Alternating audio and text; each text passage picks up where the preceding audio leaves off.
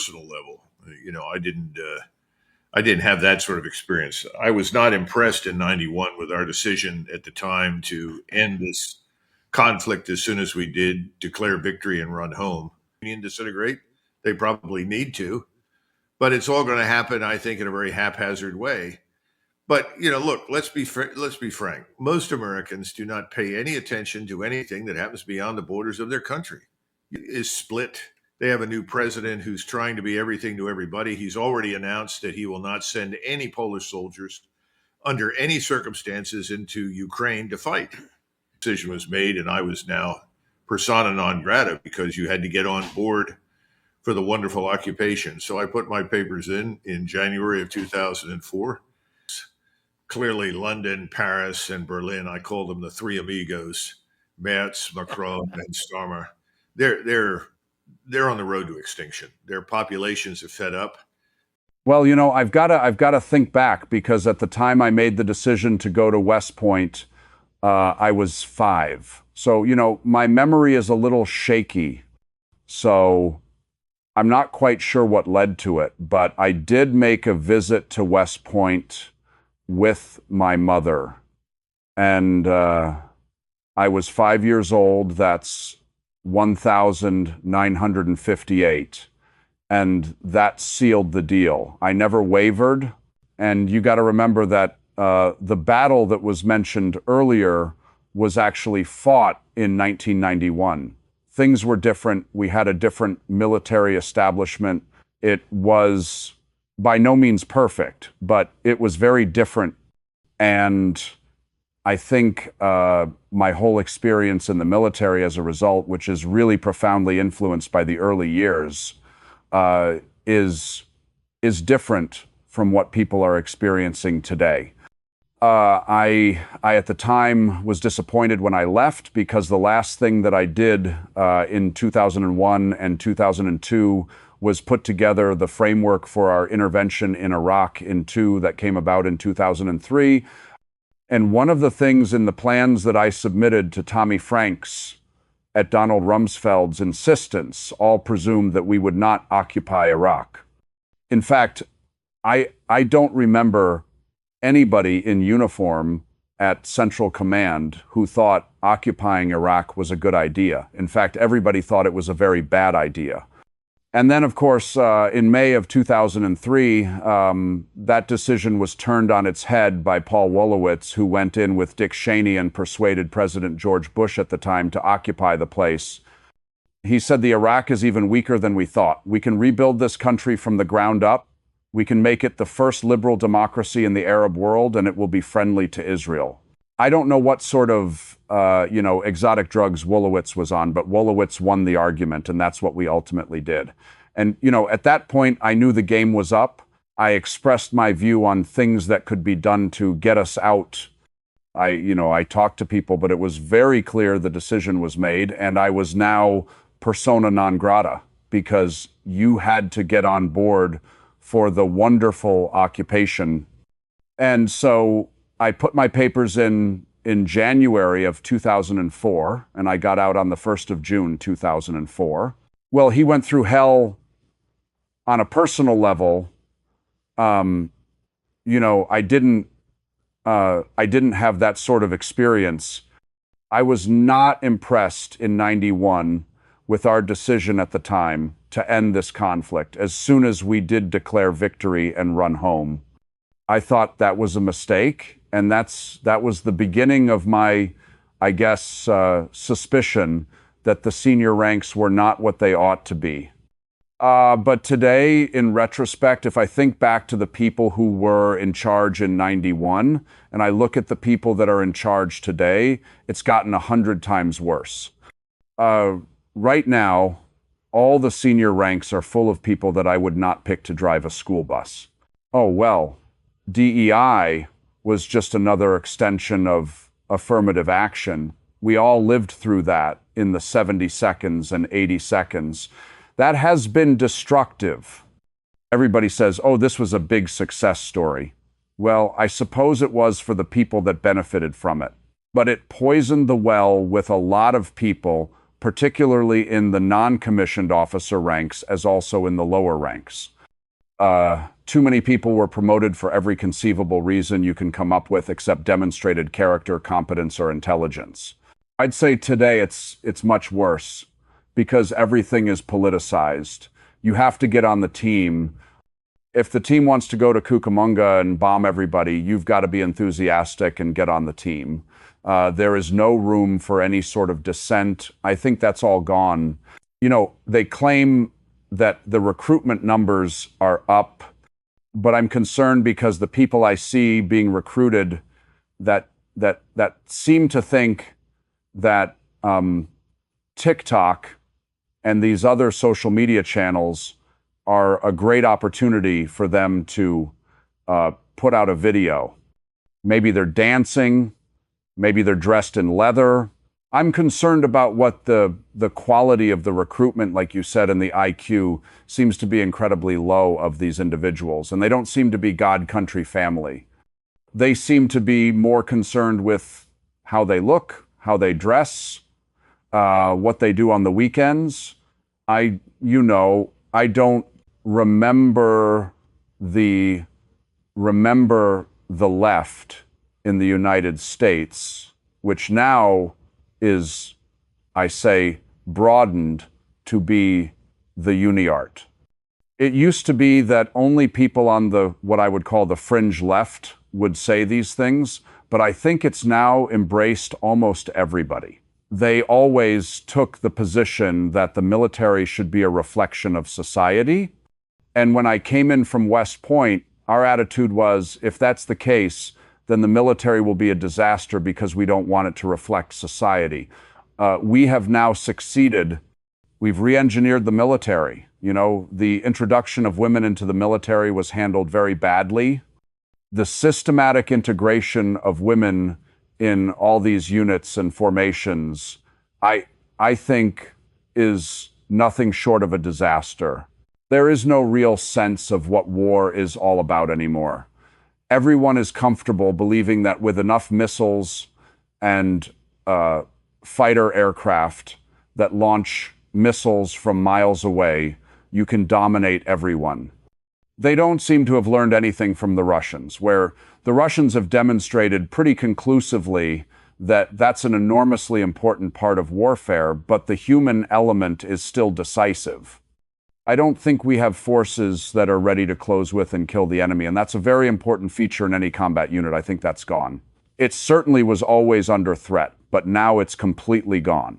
You know, I'm kind of an old pipe hitter, and for me, I look at these people that are posting on TikTok or on X or otherwise, and I think to myself, if I was in a kinetic event, if I was in a situation where I had to go hand to hand with somebody directly, and this person that's doing this video that has the green hair, or they're about 60 pounds overweight, or they have a low IQ, would I want to be standing shoulder to shoulder with them? If I was in a situation like that, my answer is an unequivocal no.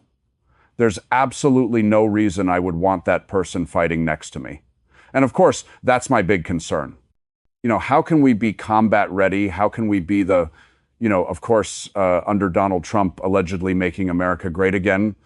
How can we be if the military around the world of these other foreign adversaries are looking at us and saying, listen, this guy's dressed in leather on the weekends. He dresses up like a dog in leather. Yeah. I don't think we have to worry about this guy. I think oh no. He's absolutely right. I mean, the first principle of foreign policy ought to be avoid war. Everybody sort of looks at you strangely when you say that. And I've been writing that for years since I left the military. If you want to always position yourself to avoid an unnecessary conflict or collision, particularly with somebody who could fight back and destroy you, I know that sounds strange to some people who think, well, we all exist to go someplace and fight, but that's not really true. You maintain the military power, effective military power, as a hedge against the possibility that you may have to fight. You don't use it constantly for all sorts of purposes. Last of all, fighting. Yeah. Listen, I had a few instances where I was with him personally, and I agree with you. That was very much the Trump that I saw. He understood the criticality of staying out of conflicts that we didn't need to fight. But something has transformed him, and you're very right. He now seems to glory in power, and he likes to posture as the great commander-in-chief who has this sledgehammer at his right side that he's always ready to pull out and launch against somebody.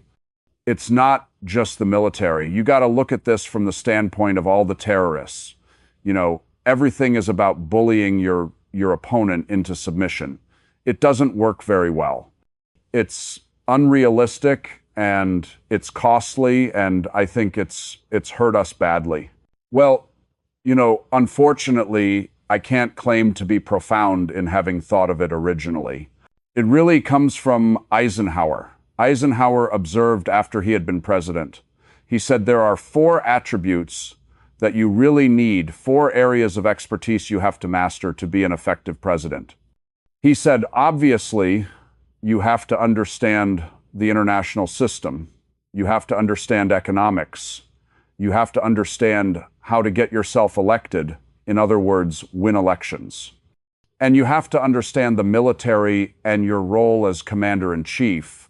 And then he laughed and he said, well, I had 3 out of the 4. Yes, I did understand the international system because he'd been to the Second War. He knew everybody who was anybody from Stalin to Churchill. And then secondly, he understood economics. And if you go back and look at his policies, he reduced defense spending and he dramatically reduced the deficit and the debt that we were dealing with at the time after the Second World War. He really put us on a very firm economic footing in 196061 when he turned it over to JFK. And he did understand the military. In fact, the Joint Chiefs used to have lunch with him once a month, and they hated it because he would just grill the hell out of them, and they would say, well, we need X, Y, and Z, these armaments. He'd say, nonsense, you don't need any of that. That's crazy. Get rid of it. Forget it. So they didn't like dealing with him, but the one thing he had no experience with was, of course, getting elected. But he said, I was lucky because I had name recognition. I was at the top when the war ended. Everybody was willing to vote for me. So the real question is, what are we getting these days? And what have we been getting for decades? Do we get people that understand 2 or 3 out of the 4? I don't think so. I think most of the time we get somebody who's just like Bill Clinton or George W. Bush. They understand how to get elected. And I think that's what we've been dealing with now since 1991. Don't you? No. I think you're right, and I think it's really important to kind of think through the history, and I really like how you, Doug, brings up the history of this and says, look, we should be learning our lessons, but the sad part is we don't seem to be. And so, you know, I believe that Trump thinks he can just talk his way out of everything, but it's unlikely that we're going to have peace talks between Russia and Ukraine, etc. Well, the easiest way to stop it would be for President Trump to say, I'm not going to support the organized crime state in Kyiv that's masquerading as a legitimate government. They aren't legitimate. And if people had any appreciation for the oppressive authoritarian rule that this man Zelensky engages in, the brutality meted out to the Orthodox Christian Church in the country, the mass murders that he's committed against Russians inside Ukraine, civilians and military. Everybody would walk away instantly, but none of that seeps through. The media is 100% on board. And I think President Trump had good intentions, but I don't think he understood the complexity of the matter. And again, I think he's under great pressure from very wealthy billionaires to do things that he might otherwise not do. And I guess he rationalizes his actions by saying, well, you know, I did the best I could. And I think that's what you're hearing right now in connection with Ukraine and Russia. He says he's going to eventually ship $1 billion a month or something worth of equipment. It'll never show up. because we don't have most of that equipment to send. A lot of it has to be produced.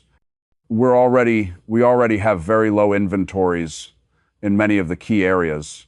I think perhaps he thinks if he just walks away and changes the subject, it'll go away on its own. The problem is, I think it won't just be, a subject for us. I think we're going to watch NATO disintegrate, the European Union disintegrate. They probably need to, but it's all going to happen, I think, in a very haphazard way. But, look, let's be frank. Most Americans do not pay any attention to anything that happens beyond the borders of their country. You and I know that. They never have. So I think they're just going to sit around and say, okay, what else is on? Is the game on tonight? And I think that's one of the big problems in the United States today. That their view is, well, so what? Who cares who's there and what they say and what they do? As long as I have my case of beer and I can drive home in one of my 2 cars and I can sit in my Barker lounge and slurp down beer, I'm a happy guy. Well, you could, but I think what's really happening, to be frank, is that all of the globalist leaders in Europe are under threat of removal from office. Clearly, London, Paris, and Berlin. I call them the 3 amigos, Matt, McRone, and Starr. They're on the road to extinction. Their populations are fed up. They've got bona fide rebellions gathering strength in all 3 countries, most of all in Britain and France. But Germany's not that far behind. It's just that Germans don't bloyate publicly the way the people in Britain and France do. But Germany is on the edge too. Poland is split. They have a new president who's trying to be everything to everybody. He's already announced that he will not send any Polish soldiers under any circumstances into Ukraine to fight, and pointed out they lost 10,000 Polish soldiers in Ukraine fighting in Ukrainian uniform against the Russians. And there is absolutely no appetite anywhere in Europe as far as I know. And I've looked very carefully to sort of rush to the recruiting station, suit up, and march east into Ukraine. That's a lot of nonsense. So everything they say is for effect.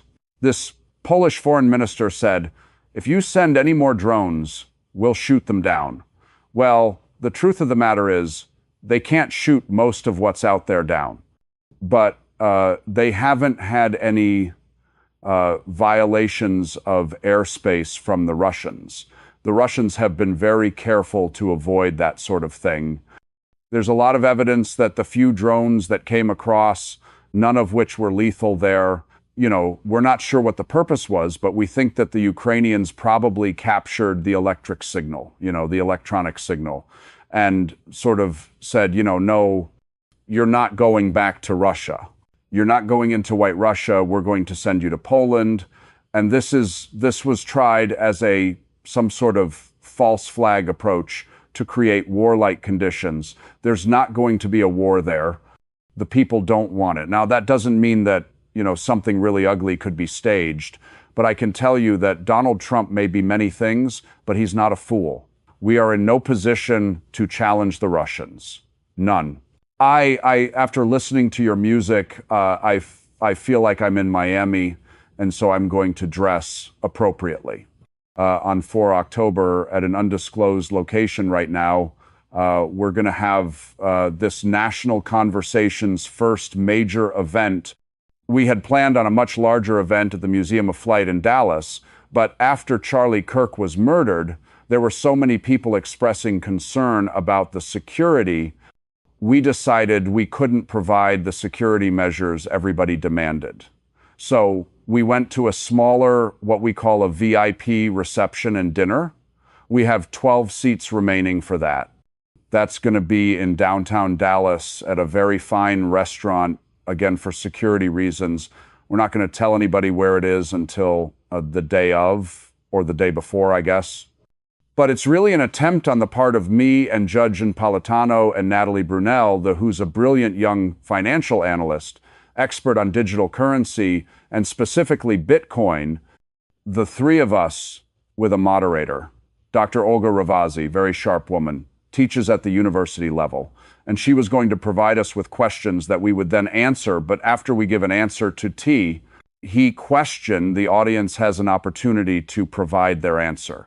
And what we wanted to do is, as we go through these various topics, finance, foreign policy, border security, illegal immigration, all these kinds of things, we want the audience to express its views, because part of the reason we decided to develop this national conversation was to go around the country roughly once every 90 days or so to different audiences and different places and find out what people are thinking. And we saw this as the beginning, we hope, of a third way, a third movement, a different direction, because virtually everybody that I know and that we're talking to on a routine basis is fed up with the Republicans.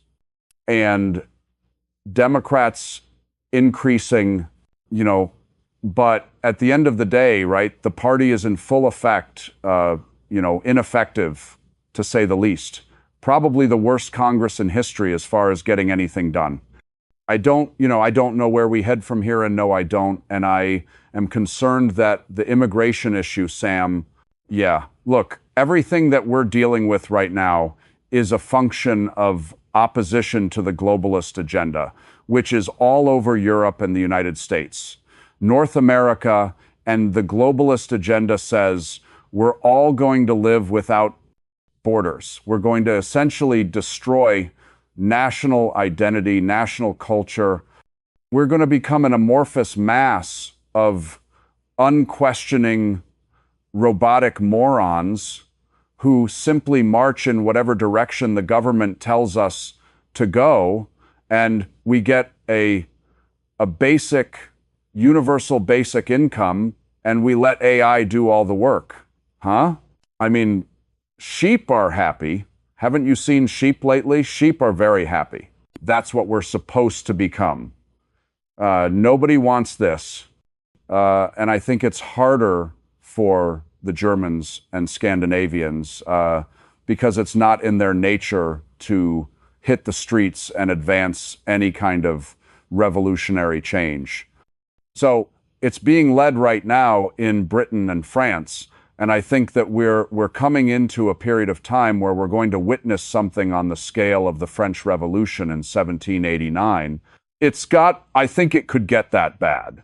I think right now the principal concern is to deal with kryptonite, and kryptonite in Washington, D.C. consists of the Epstein files, the thousands of hours of tapes that Pam Bondi admitted to, and then suddenly said she didn't know where it had gone or had anything to do with it. Those are the things that everybody in Washington is worried about.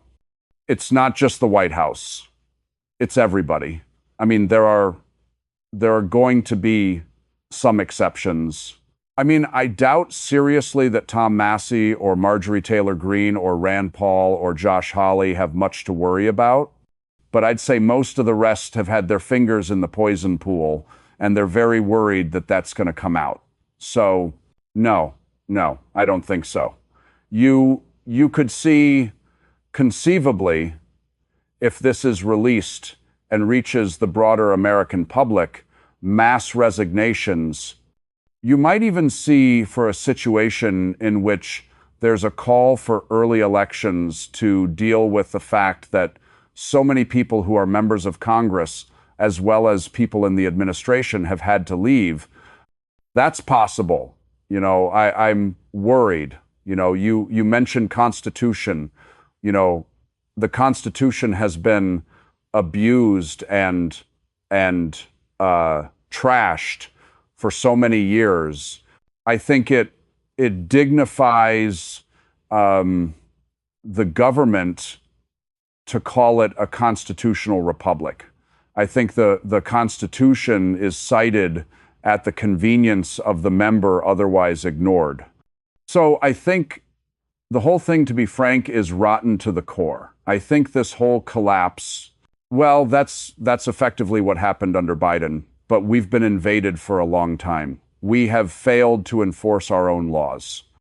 if we had enforced the laws that were on the books, we wouldn't be staring at the problem we have now. But here's the biggest challenge that we have right now. People are being lied to, and they're told that immigration is vital to us. Without it, we go under.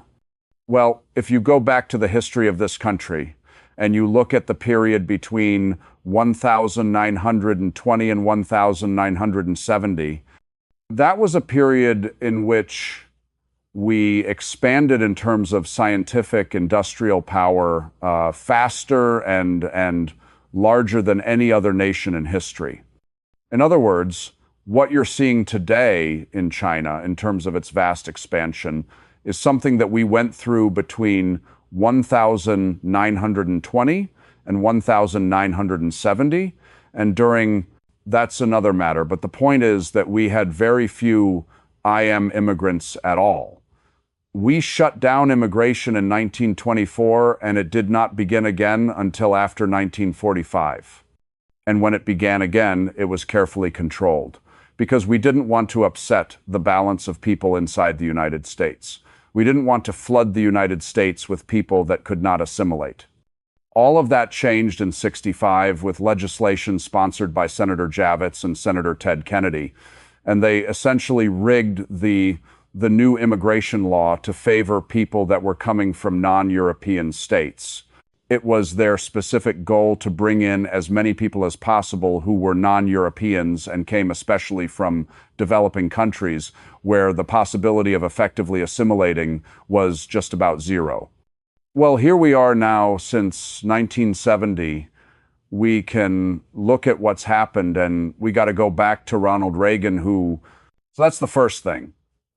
Understand that we were more successful in a period when we had almost no immigration than we have ever been before since.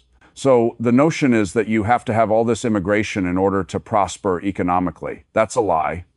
Secondly, a lot of people say, well, we can't do it. Well, starting in 1929, under Herbert Hoover, we began deporting 9 million Mexicans. Herbert Hoover was not somebody that disliked Mexicans. He simply said all of these people are foreigners. They're not citizens of the United States. And if I don't get them out of here now that the Depression has begun, Americans will be furious because they'll want the jobs that the Mexicans are doing. Well, it didn't end there. Our friend FDR actually deported another 3.5 million, and then Truman, 2.1, 2.2 million, and then finally under Eisenhower, another 1.2 million. But in each case, though, what did they do? They told the United States Army to provide the resources, the transportation, the backup manpower, the armed manpower in order to make this happen.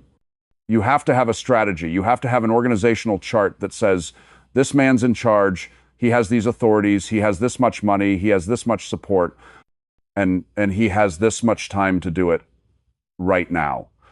If you're not deporting at least 3,000 or 4,000 people every 48 to 72 hours, you're never going to make a dent. That's the problem. You realize Tom Homan is a great guy, but Tom Homan has no authority. He has no money. He has no staff. He got on the radio and he said to the American people, this is what I think we need to do, and these are the reasons why I'm doing it, and I want your support. I don't hear Donald Trump coming to the American people in a very, very modest tone and simply saying exactly that. I'm here because this is what I want to do. These are the goals. This is a strategy, and we need your support. And I think you guys know as well as I do, if he were to do that, he would have more support than he knows what to do with.